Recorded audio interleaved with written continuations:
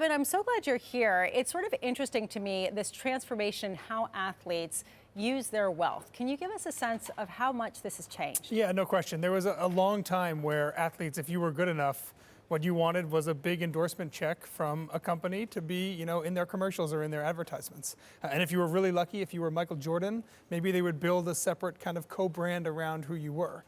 Now we're seeing athletes of all sorts realizing that instead of the endorsement check, there might be more money if you invest in the underlying infrastructure, right? Instead of doing a deal with McDonald's, you do a deal with Ant Pizza, as LeBron James did, for example. So they want to get involved in the underlying infrastructure because there's more money there and they're understanding that for the first time. So what's Mark Patricof doing? Yeah, so one of the things he does so well, he works with a number of athletes. He is telling them, listen, when you are playing, this is the time to think about this. The time isn't after you're done playing.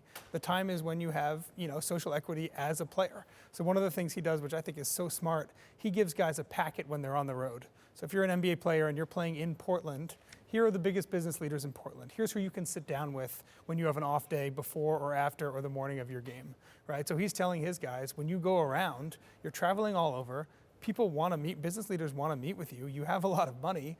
Maybe take that time and sit down with the people in those cities, whether it's the owner of the opposing team, as Grant Hill did for so long, and that worked out very well for him.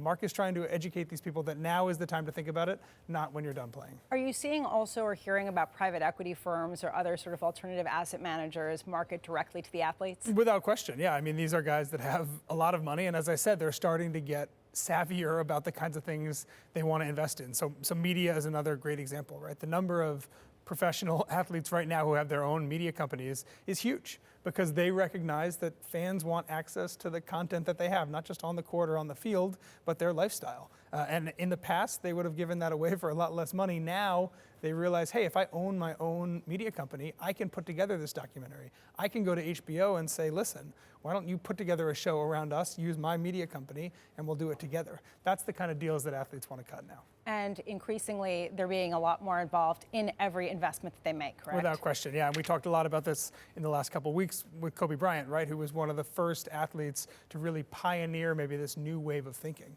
But yes, they're being much more hands-on. They're thinking about it at an early age, and that's great for the folks who are around them trying to get involved as well.